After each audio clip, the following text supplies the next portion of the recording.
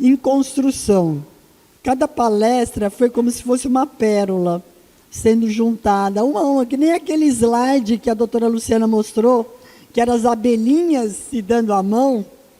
Eu acho que o conjunto foi cada pérola. A gente foi recebendo uma pérola de cada professor, de cada paciente que subiu aqui, unindo. Mas ainda a gente tem duas pérolas. E que pérolas para a gente completar esse dia tão, tão bonito. Então, para dar continuidade, quero chamar uma pessoa que mora no meu coração, uma pessoa muito querida, vice-presidente, não é qualquer coisa, ela é vice-presidente da doutora Marta. Ela e a doutora Marta encabeçam essa ABCD como uma coisa digna, maravilhosa, que dá tantos frutos. Nada mais é que a nossa querida doutora Andréa Vieira, chefe da Clínica de Gastroenterologia da Santa Casa, professora assistente da Faculdade de Medicina, não sei de um monte de coisa aqui. Acho que não precisa falar nada disso. Ela é só quem teve a ideia de fazer aquele projeto maravilhoso que está sendo feito com os alunos. Algumas semanas atrás, a gente fez um evento comemorativo que todo esse mês de março a gente faz, que é de familiares e pacientes lá em São Paulo. A gente faz um encontro de pacientes e familiares, onde a gente discute várias coisas. A gente tem uma ajuda muito grande da Nestlé, que nos cede o anfiteatro lá para fazer. E aí eu fiz essa aula, né, que a Marta tinha me pedido, de quais são as principais dúvidas dos pacientes numa consulta médica. Eu acabei fazendo um vídeo, por isso que vocês vão ver que eu vou estar parando aqui. E aí a Marta falou assim, apresenta esse vídeo lá para os meninos verem. Então eu vou fazer igual, e justamente para nos caracterizar, vocês vão ver que eu não mudei os slides, porque na verdade o original foi nesse encontro. Tá bom, pessoal? Vamos lá? Vocês vão me ajudar agora, hein, meninos? Não pode deixar nada falhar, pelo amor de Deus. Bom, pessoal, então eu imagino que foi aqui o 19º encontro de pacientes. Pode passar, por favor. E eu começo falando para vocês que a vida de vocês realmente não é fácil. O Matheus e a Júlia colocaram uma verdade que a gente às vezes esquece, né? E eu mesma como médica já falei para o paciente assim, olha, você vai começar o tratamento, sua doença vai ficar controlada e você vai ficar normal, mas realmente não é normal. Essa reflexão foi muito interessante de vocês. Então, eu apresento para vocês, pode passar, por favor, a nossa paciente, tá? É óbvio que essa foto é feita pela inteligência artificial, é a Vanderlara, ela tem 32 anos e ela tem uma doença de Crohn há 6 meses. Pessoal, como é que será que a Vanderlara se sente? Será que ela se sente como aquela flor bem murchinha? Será que ela tem vontade de fazer as unhas dela? Será que muitas vezes ela se olha na sombra da janela do quarto dela e como é que será que ela está se sentindo? Muitas vezes não é fácil. O que será que passa na cabeça dela de como as pessoas olham ela? Como as pessoas interpretam ela? Como as pessoas acham que ela está sentindo e como a doença dela faz o dia a dia dela se tornar às vezes muito difícil. Pode passar, por favor? Então, pessoal, uma das perguntas que sempre... além disso, a Vanderlara, ela sempre traz isso. Tantas dúvidas eu tenho, tantas preocupações. Será que a doença mata? Será que a minha doença tem cura? De fato, pessoal, essas são perguntas duras, às vezes, de a gente responder.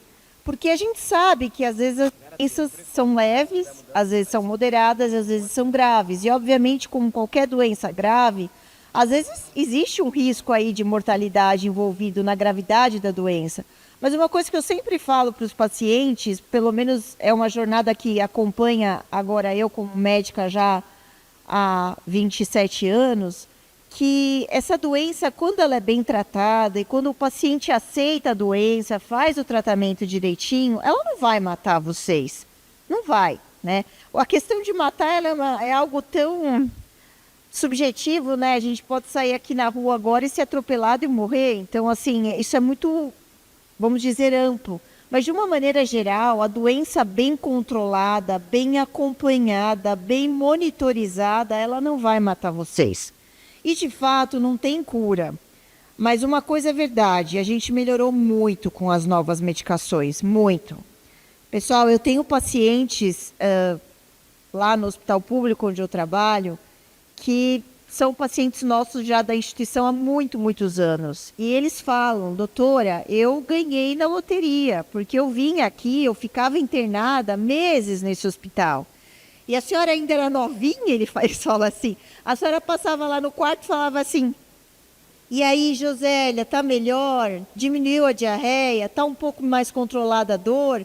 E eu estava com uma sonda no nariz, uma sonda na vagina, eu estava tomando um monte de equipe ao lado dos meus vasos, me dando medicamento, e era aquela loucura, e eu ficava ali. Hoje não, hoje eu interno bem menos. Então, realmente, apesar de a gente ainda não ter a cura, certamente hoje a gente está num patamar muito melhor, e eu vou dizer para vocês não desanimarem, porque o que tem de pesquisa, pessoal, então a ideia é só melhorar.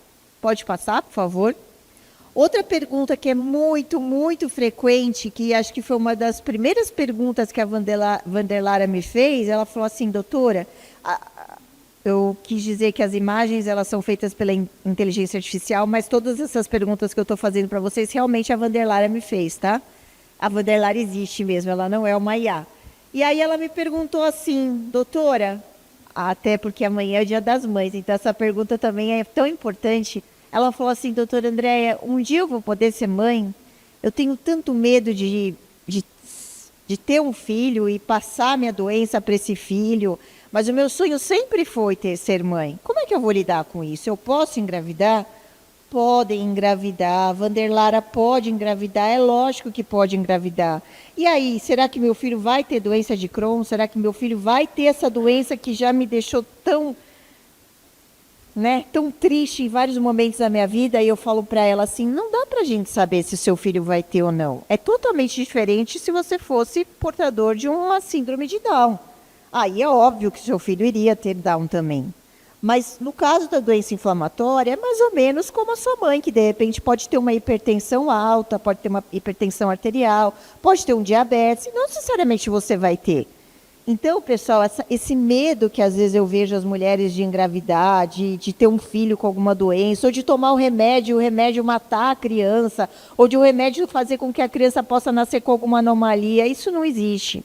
Existe sim alguns remédios que vocês não podem tomar, e os médicos vão falar isso para vocês, mas são muito poucos. A grande maioria, e nós já temos estudos que envolveram grávidas, falam que as medicações são seguras na gravidez.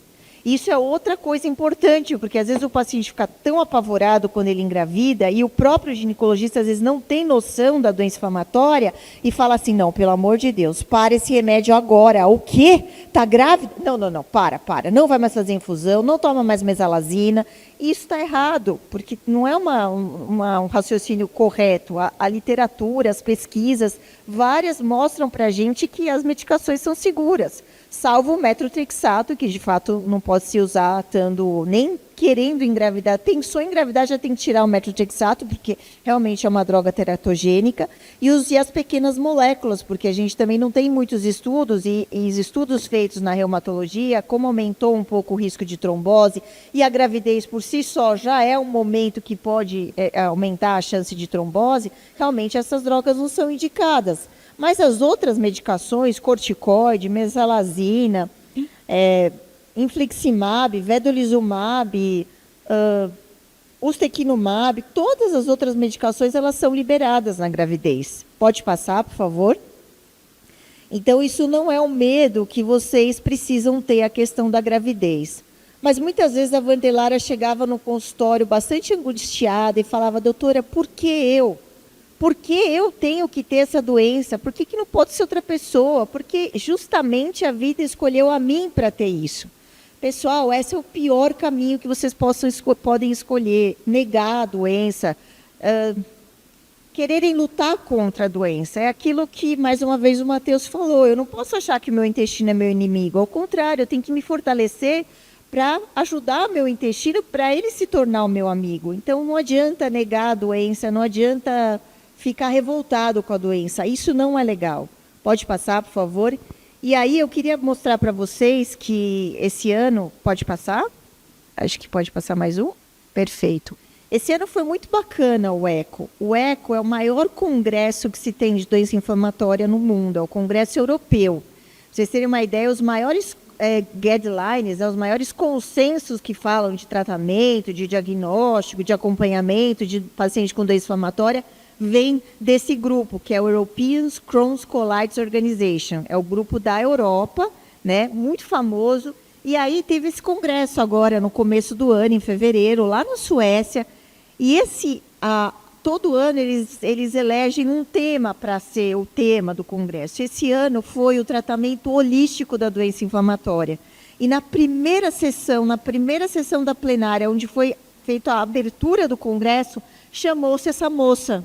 Vocês acham que ela é uma palestrante? Ela é uma palestrante, mas ela é uma palestrante paciente igualzinho vocês.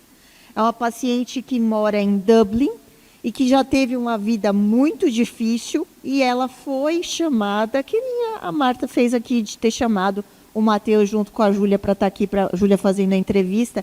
Foi mais ou menos isso, mas só que não foi uma entrevista, ela fez um depoimento. E ela trouxe todos os sofrimentos que ela teve, pode passar, por favor? E foi muito legal, porque ela falou exatamente o que foi falado aqui ontem e hoje. Não é fácil. A doença inflamatória é um grande desafio na minha vida.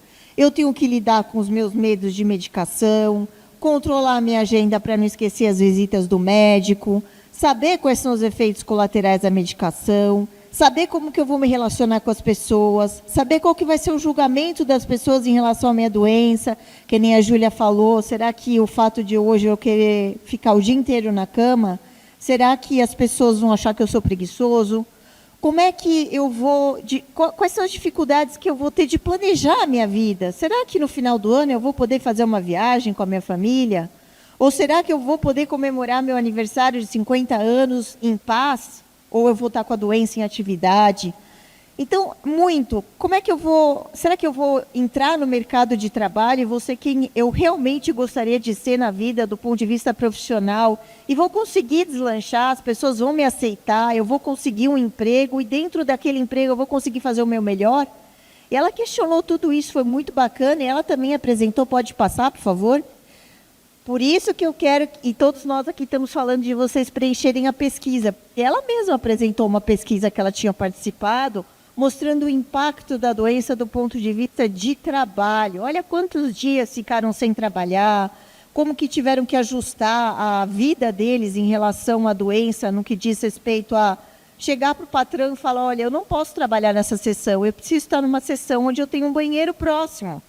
Então, olha quantas dificuldades essa moça, num congresso que tinha umas 7.000 pessoas, fácil, tá? Ela teve coragem de subir num palco e falar tudo isso para todo mundo ali que estava ali presente. Pode passar, por favor? E ela trouxe várias coisas em relação a como que as pessoas, em relação ao por exemplo, a forma de as pessoas evoluírem do ponto de vista educacional, se isso atrapalhou, se não atrapalhou. Aí ela falou que, aqui, ó, que eu falei da questão da gravidez, que 1/3 dos pacientes com a doença inflamatória se sentem influenciados de não quererem engravidar, de não quererem terem o sonho de ser mãe por medo de terem uma criança com algum defeito. 12% dos pacientes ou mais estavam desempregados, eu falando de países onde foi feita essa pesquisa, países desenvolvidos. Então, a gente não está falando em países em desenvolvimento como é o nosso, a gente está falando de países riquíssimos, de, olha, 12% dos pacientes desempregados por conta da doença de Crohn. Então, assim, várias perguntas que aqui a gente tem que levar no próximo ano, se Deus quiser, as respostas de vocês para esse congresso. Para eles verem que vocês também, o Brasil também tem paciente com doença inflamatória, não é uma doença rara, e os pacientes respondem, os pacientes são vistos, os pacientes são ouvidos. Pode passar, por favor? E aí foi muito legal, dentro de tudo que ela falou para a gente, ela também falou a questão de outros problemas, de qualidade de vida, de fazer os hobbies que as pessoas gostam, de trabalhar no que gosta, na relação com a família, na relação com os amigos. E, assim, a dificuldade que tem. Então, os senhores veem aqui que 42% dos pacientes falaram ter muita dificuldade de se relacionar com a própria família. Com a própria família. Quiçá com as pessoas fora de casa que não sabem nem metade da missa, né? Pode passar, por favor? Então, foi muito bacana e eu quis compartilhar isso com vocês, porque às vezes vocês se sentem sozinhos. E ela traz, assim, além de ela falar tudo isso, ela fala que, para ela, uma das coisas que ajudou muito ela foi a comunicação com esse time multidisciplinar.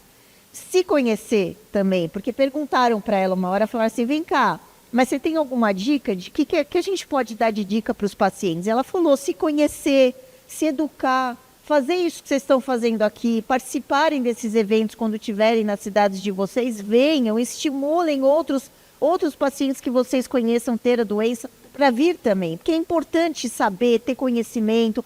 Ah, mas eu não preciso ir lá, eu procuro na internet, no Google, e eu sei tudo que está se falando sobre a doença inflamatória. Pessoal, não é a mesma coisa. Aqui vocês tiveram palestras de pessoas que vivem na vida diariamente a doença inflamatória intestinal. Então, essas experiências, elas são ímpares, não tem nenhum Google, não tem nenhum chat GPT. E ela colocou que saber que ela não está sozinha, se planejar. E uma coisa que eu achei muito legal que ela falou assim, o tempo todo eu tenho que ser razoável comigo mesmo. Porque, às vezes, a gente se culpa muito, a gente se questiona muito. E o importante é vocês atingirem uma boa resiliência, conseguirem ter essa habilidade de planejar as coisas e não deixar o medo consumir a cabeça de vocês e nem o tempo. Saber ter um pouco de empatia, inteligência emocional. E o que a Júlia falou, né, ela até falou uma forte advocacy, então isso é muito importante, a representatividade nas políticas públicas e controlar as suas próprias características, né? Então, saber se comunicar, saber se controlar, saber falar com o parceiro, saber se comunicar numa rede social, dar um exemplo bom, porque às vezes o paciente chega no consultório e fala assim, meu Deus, doutora, eu fiquei sabendo de uma história de uma pessoa que postou na rede social que eu não consigo nem levantar minha cabeça de tão triste que eu tô. Pessoal, vamos animar os outros pacientes, não vamos derrubar as pessoas. Então, isso é importante também, é saber trabalhar com as nossas próprias emoções. Claro que tem vezes que a gente está derrubado, mas a gente tem que estar sempre passando o quê? Palavras de otimismo, palavras de levantar as pessoas e não abaixar, né? Pode passar, por favor? E aí ela falou, né, como que eu faço esse balanço da minha vida com a minha doença? Outra pergunta que sempre fazem é o que causa essa doença. A doença é multifatorial. A gente tem desde causas genéticas, desde causas do próprio sistema imunológico, o meio ambiente que a gente é exposto e tudo aquilo que a gente foi exposto desde da nossa vida intraútero. Além disso, então a gente tem a genética, o sistema imunológico, o que a gente é exposto no nosso meio ambiente. Além disso, a gente tem a nossa microbiota, que é esse mundaréu de bactérias, vírus, fungos, arqueias que estão no nosso corpo, que elas também desempenham um papel de ou nos ajudar ou de nos prejudicar. Quando é uma microbiota saudável, equilibrada, elas nos ajudam. Quando ela está desequilibrada, ela de fato não nos ajuda. Então, na verdade, a doença é uma associação de todos esses fatores. Não existe uma doença inflamatória num paciente que só tem a microbiota alterada. Mas ele precisa ter uma interação entre a microbiota, o meio ambiente, a genética e o seu sistema imunológico. Pode passar, por favor? Uma outra pergunta também muito engraçada. E aí essa paciente é uma paciente minha, não é ela, claro, mas foi muito bacana. Uma vez eu perguntei para uma moça que passou por uma situação muito difícil na vida dela, que quase realmente faleceu. Eu falei para ela, vem cá, se você tivesse que dar uma mensagem para os pacientes que vão estar te assistindo, o que você falaria? Ela falou assim, doutora, eu tento sempre evoluir e fazer algo positivo com a situação em que eu me encontro. Olha que legal. Nós temos 2 deficientes visuais aqui que não estão podendo ver isso, mas eu espero realmente que eles consigam entender a ideia dessa apresentação. Eu acabei esquecendo de me apresentar, então eu vou fazer agora no meio, mas eu sou praticamente uma pequena anã, tenho 1,50 m, né? Super alta, uma pequena anã que quase que aqui para apontar os slides é difícil. Sou muito branca, bem quase transparente, cabelo castanho escuro, também já tenho que fazer umas suplementações aí de tintura, porque também já tenho alguns cabelos brancos. Uso óculos para leitura, então hoje eu não estou com óculos e estou caminhando aqui no palco para poder interagir mais com vocês. Então, vocês que são os nossos deficientes aqui presentes, essa mensagem é muito bonita. Sempre evoluir e fazer algo positivo com a situação em que se encontra. Eu imagino que vocês dois, em especial, que não conseguem nos ver aqui, não ver as belezas que a vida nos trazem, certamente aprenderam muito com essa situação e hoje sabem ver as coisas de uma maneira totalmente diferente do que a gente. Então, realmente, a gente deve parabenizar os dois. Pode passar, por favor? Uma outra pergunta também que vem sempre na frequência, né, das consultas, pode passar, por favor? É a colonoscopia. Doutora, pelo amor de Deus, eu preciso fazer mesmo esse exame, isso é um inferno na minha vida, é jejum, é parar de comer, sei lá, é ficar fazendo aquela dieta, tomando aqueles laxantes, vomitando aquele manitol. Pessoal, esse é um exame muito importante, não só para o diagnóstico de vocês, como já foi falado de manhã, mas também para a gente acompanhar vocês. De tempos em tempos, é preciso fazer esse exame para a gente olhar como a doença está. Porque às vezes vocês podem estar assim, eu não estou com diarreia, eu não estou com dor, eu não tenho sintoma nenhum, mas por que eu vou ter que fazer colono? Porque essa doença ela é traiçoeirazinha. Às vezes vocês estão clinicamente bem, mas a colono está ali, cheia de ferida. Ou, ao contrário, às vezes vocês estão super sintomáticos. Eu estou com muita cólica hoje eu acordei, eu não estou bem, eu estou com dor, eu estou com diarreia. E, de repente, não é necessariamente a atividade da doença. Então, a colono nos ajuda. Então, tenham paciência. A gente ainda não evoluiu a ponto de ter um exame que pode se substituir a colono. Tem a calprotectina, que é marcador de fezes? Tem. Ajuda bastante, mas ele não pode substituir a colono, tá? Claro que ninguém vai ficar pedindo para vocês fazerem colono a cada 3 meses. Mas a depender do estágio que vocês estão da doença, ou quanto tempo vocês têm da doença, às vezes vai ser preciso fazer uma vez a cada ano, uma vez a cada 2 anos. Então, tudo depende da orientação do médico que está de perto ali no dia a dia com vocês. Pode passar, por favor? Então, não tenham tanto medo da colono, assim, é um exame, infelizmente, necessário. E, por fim, vem o tratamento, né? Doutora, como que eu vou me tratar? Será que eu vou precisar tomar sempre remédio na veia? Será que minha doença vai controlar só com comprimido? Será que eu vou precisar ir no hospital para receber essa medicação aí que falam? É quimioterapia? Vai cair meu cabelo? Meu Deus, eu morro de medo disso. E falaram que eu vou ficar lá no centro com um monte de gente que também tem câncer, recebendo igualzinho uma quimio. Fala a verdade, vai cair meu cabelo? Pessoal, não cai cabelo. É totalmente diferente da quimioterapia. Totalmente diferente, tá?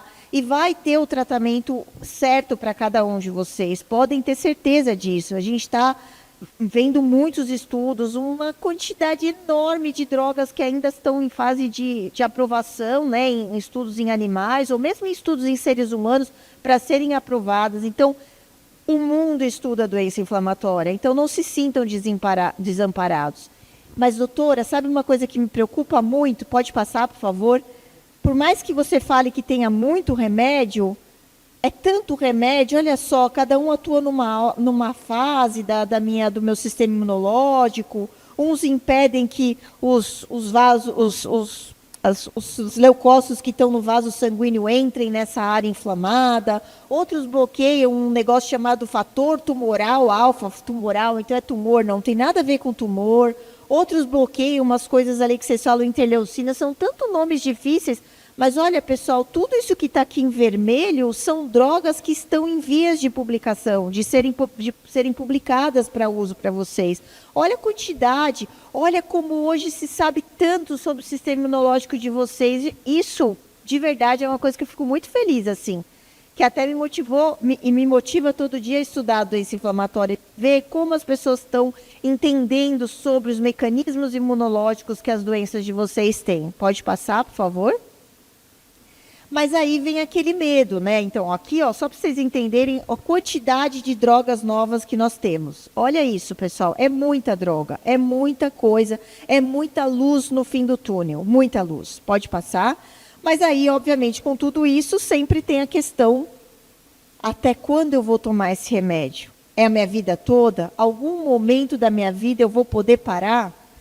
Aí, pessoal, depende muito da doença de vocês, do perfil individual de cada um, que é o que a gente chama de fenótipo da doença, que isso é de vocês mesmo. Tem pacientes que realmente a gente não deixa parar a medicação, mas está tudo bem. Pensa assim, uma pressão alta. Eu, por exemplo, eu tenho problema de tireoide, eu tomo todo dia, a primeira coisa que eu faço quando eu acordo é pegar meu remédio, e vai ser assim a minha vida inteira. Então, às vezes, é a forma como a gente encara, entendeu?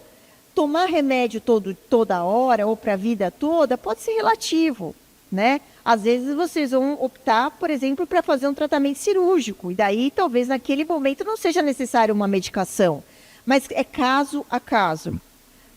Hoje, eu não sei que aula que foi, que falaram que aquele moço que está na mídia, o repórter lá, o Evaristo, falou que parou o tratamento deles. Pelo amor de Deus, gente, não seguem isso como algo geral que vai resolver a vida de vocês e que vai servir para todo mundo. Pode ser que nele, no caso dele, o médico dele tenha orientado isso.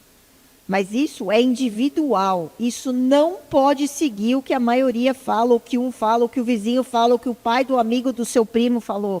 Não façam isso, pessoal. Aqui vocês têm que escutar o médico de vocês, quem está acompanhando, quem cuida da doença de vocês.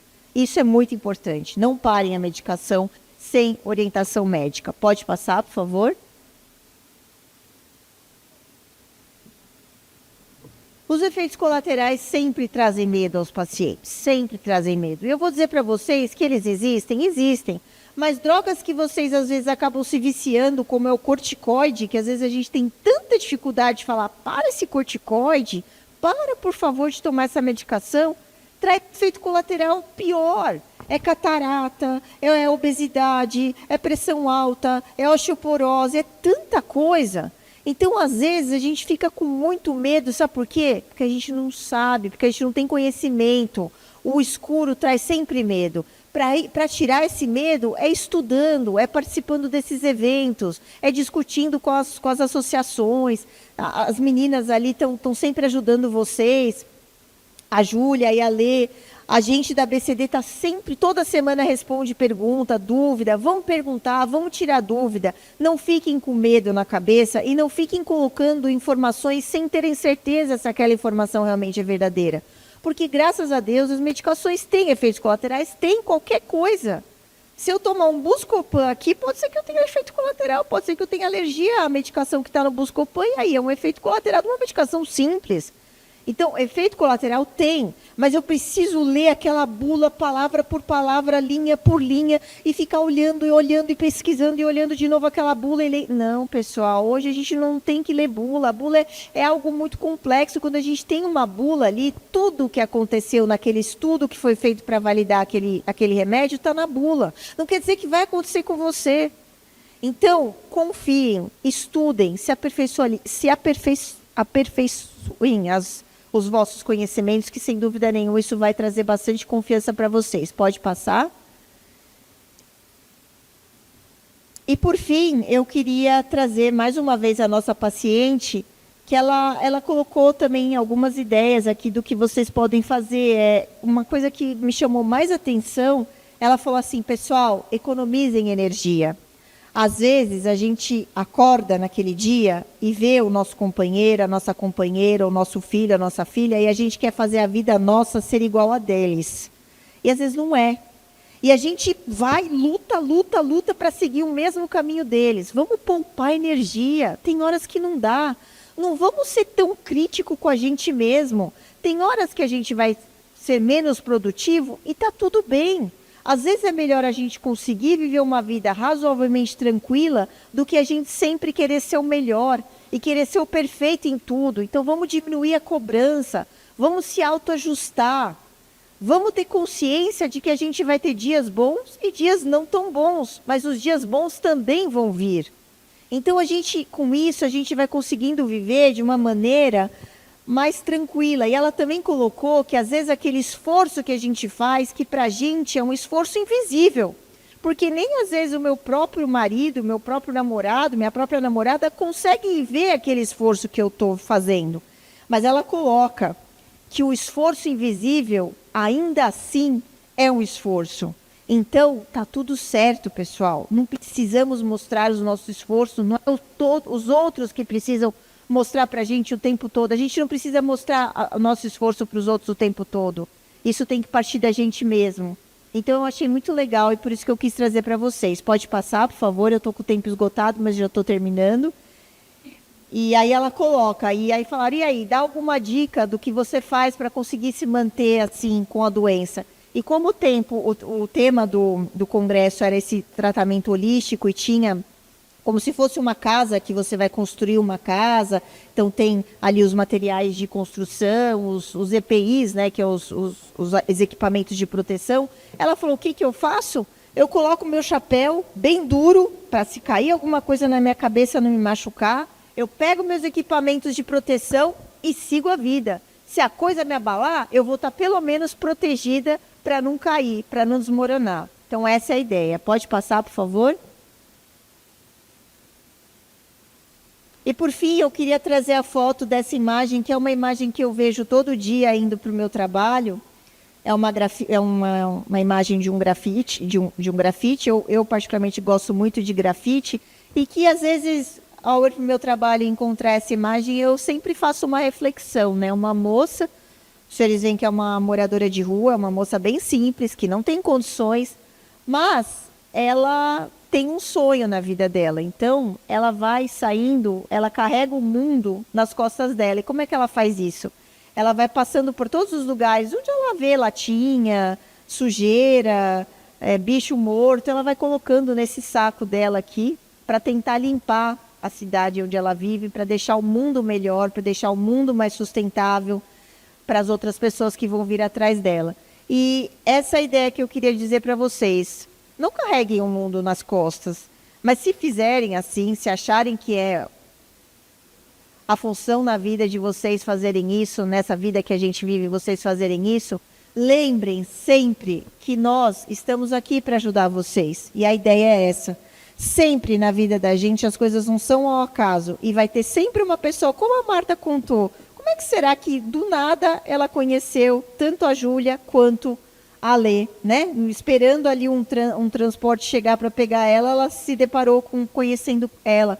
Então, as pessoas cruzam na nossa vida por algum objetivo. Aproveitem isso, se unem a essas pessoas. Aqui, com certeza, vocês conheceram várias pessoas que, às vezes, vocês não tinham essa ideia de que tinha tanta gente com a doença inflamatória igual vocês. Então, se unam a essas pessoas e apoiem e pedem ajuda também quando precisarem. Porque esse é o nosso objetivo. Acima de tudo, ajudar vocês. O nosso trabalho aqui é totalmente voluntário, mas a gente faz isso porque a gente gosta muito.